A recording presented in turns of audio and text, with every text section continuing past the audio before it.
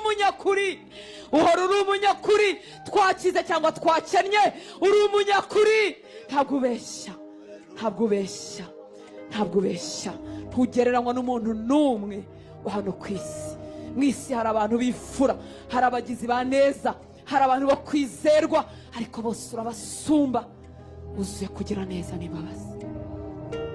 Cyangwa ugakora ku maso y'abahungu bawe n'abakobwa bawe, bakakumenya, bakakubona. Umuntu yakwizera gute utamusogongejeho? Umuntu yakwizera gute utamwiyeretse? Umuntu yakwemera gute ibyo tuvuga? Umugani wa Yesaya wavuze ngo ninde wizeye ibyo twumvise, ninde wizeye wa reports?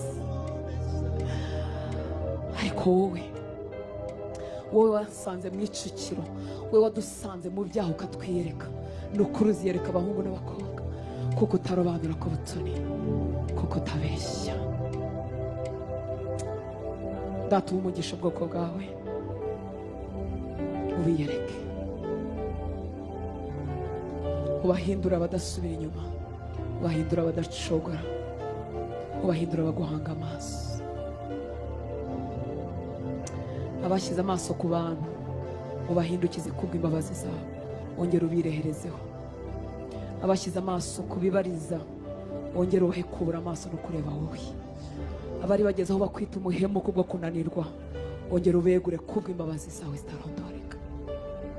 Abavuga ngo gusenga no kudasenga birasa, ngo Imana ikora ibyo ishaka kuko imitima yabo yarashwe, wongere ubegure, ubumvishe imbabazi zawe no kugira neza kwawe. Abategereje ingororano ku bantu, wongere ubereke ubwizerwe bwawe, n'uburyo ibihembo byawe bitandukanye n'ibihembo by'abantu. Umuntu yaguha akanya, akaguha agaposite, kakwicaza ahantu, ariko bwacya agapfa. Mana, reka ntitukugereranye n'abatugirira neza, reka ntitukugereranye n'abaduha amafaranga, reka ntitukugereranye n'abaduha ibyubahiro, reka ntitugushyire kuri urwo rwego. Turakwizeye. Ndavuga umugisha ku gihugu cyacu,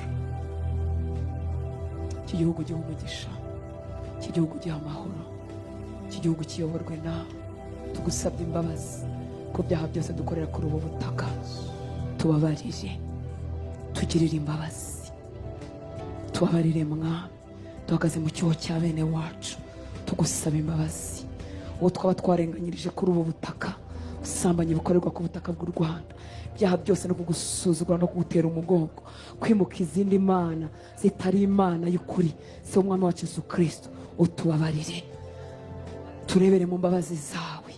Maraso ya Yesu atwuhagire, maze utugirire ubuntu, udukize, utwongera abakizwa nyaguhora ku ngoma, kandi uduhe kukubaha no kukubahisha, kugira ngo tudatukisha izina ryawe mu batakubaha.